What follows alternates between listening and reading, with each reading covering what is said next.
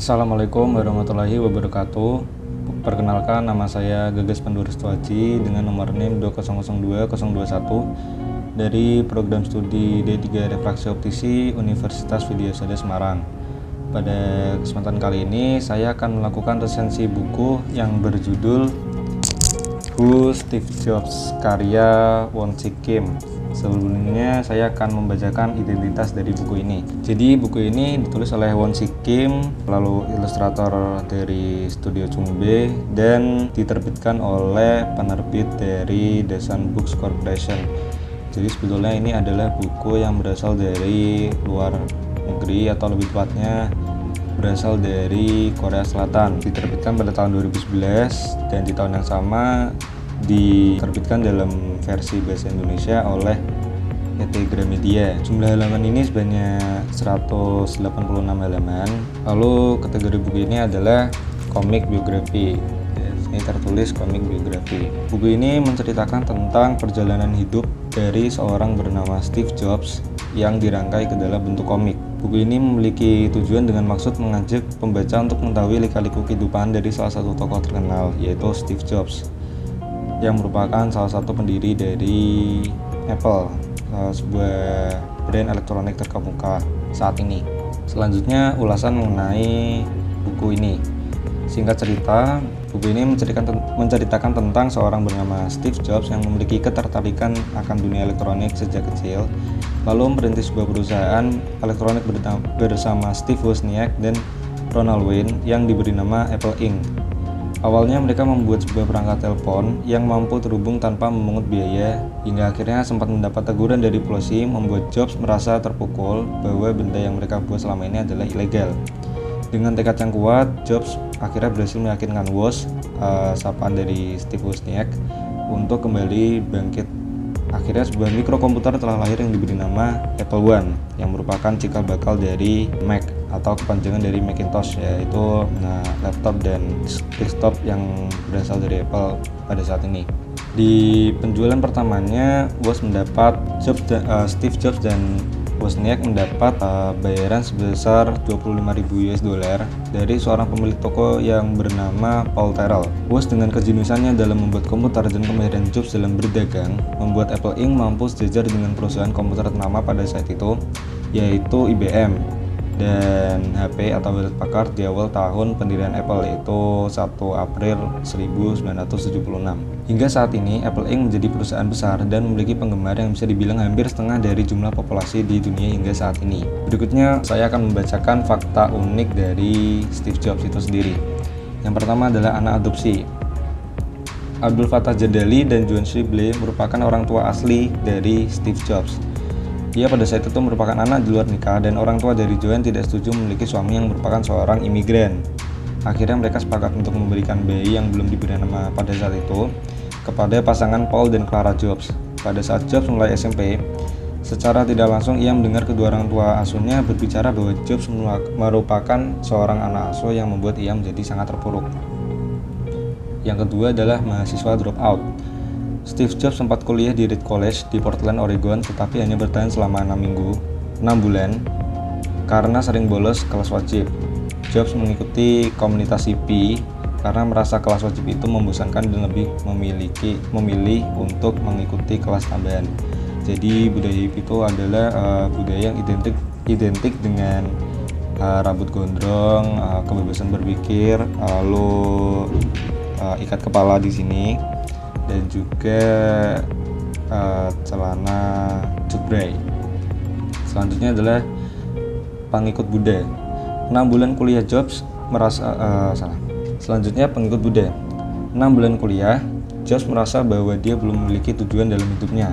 Akhirnya ia mengajak Woz untuk pergi ke India menemui seorang biarawan di sana. Selama di India, mereka berdua sempat menjadi gelandangan karena keterbatasan uang.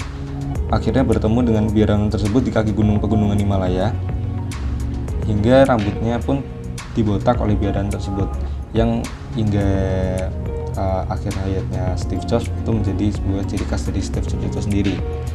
Namun Jobs tidak jadi untuk menetap di sana karena menemukan tujuan hidup, dan akhirnya memutuskan untuk kembali ke Amerika, lalu berkata kepada orang tuanya untuk berhenti kuliah dan memutuskan untuk mendirikan Apple. Selanjutnya adalah kelahiran Apple. Pada tanggal 1 April 1976, di sebuah garasi mobil di California, Amerika Serikat, Steve Jobs berbicara kepada Steve Wozniak mengenai nama perusahaan yang akan mereka dirikan pada saat itu. Steve Jobs sempat memberikan beberapa opsi, yaitu seperti Executive, Matrix Elektronik, dan Apple. Lalu secara spontan, Woz dengan senang mengatakan bahwa Apple adalah nama yang bagus karena mudah diingat, dan Jobs pun setuju akan hal itu. Dan fakta selanjutnya adalah Steve Jobs pernah dikeluarkan dari Apple itu sendiri, perusahaan yang ia rintis sendiri bersama Steve Wozniak. Kejadian itu terjadi pada saat tahun 1985 ketika Steve Jobs sedang terjadi cekcok dengan para petinggi Apple karena mereka merasa bahwa Steve Jobs ini terlalu ambisi akan Macintosh atau Mac yang pada saat itu sedang naik-naiknya di pasar elektronik atau pasar dunia perkomputeran. Dan akhirnya Steve Jobs dikeluarkan pada tahun 1985, namun tidak membuat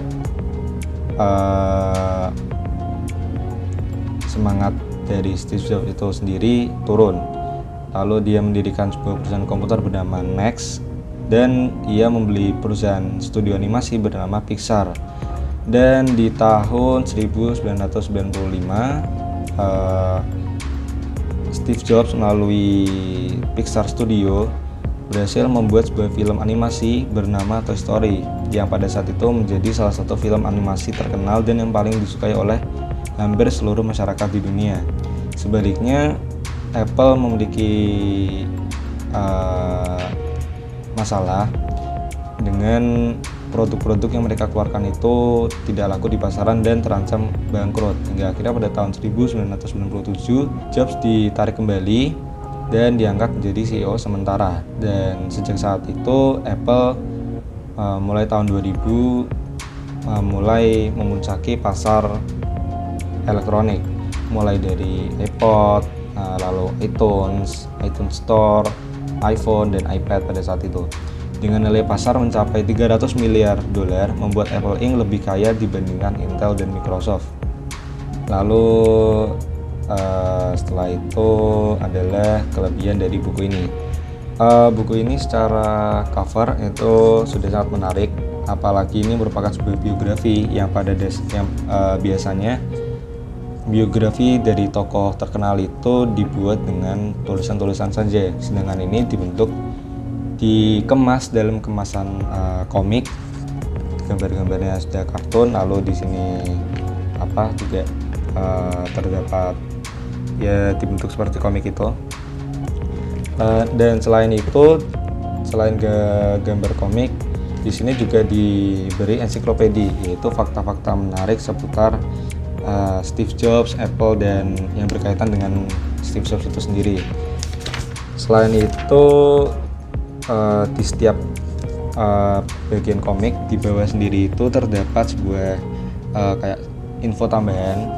Jadi buku ini dikemas dengan sangat menarik, dan saya sendiri pun memang suka membaca ini sejak saya masih SD karena melihat gambar yang menarik. Ya wajar, anak-anak kan suka dengan hal-hal yang berbau dengan gambar daripada tulisan pada saat itu. Selanjutnya adalah kekurangan. Di dalam buku ini terdapat sebuah soal pilihan ganda, soal analisis, dan soal berupa kuesioner yang terdapat di belakang buku. Seperti ini bentuk kuesionernya. Lalu ada soal analisis seperti ini. Lalu ada juga soal pilihan ganda yang menurut saya ini menjadi nilai kurang dari buku ini sendiri. Padahal secara kemasan, secara garis besar, buku ini sudah sangat menarik minat para pembaca. Selanjutnya adalah tujuan dari pengarang. Penulis menceritakan tentang sosok luar biasa dan mengajarkan kita bahwa kita harus berjuang demi kehidupan kita dan jangan pernah menyerah dengan segala kondisi yang kita alami. Karena Steve Jobs sendiri pada tahun 2004 sempat didiagnosa menderita kanker pankreas dan dokter mengatakan bahwa masa hidupnya tinggal 6 bulan. Namun kenyataannya Jobs masih bisa bertahan hingga tahun 2011 atau pada tepatnya tanggal 5 Oktober 2011 sebelum Steve Jobs mengembuskan nafas terakhirnya. Sekian dari saya, kurang lebihnya mohon maaf. Assalamualaikum warahmatullahi wabarakatuh.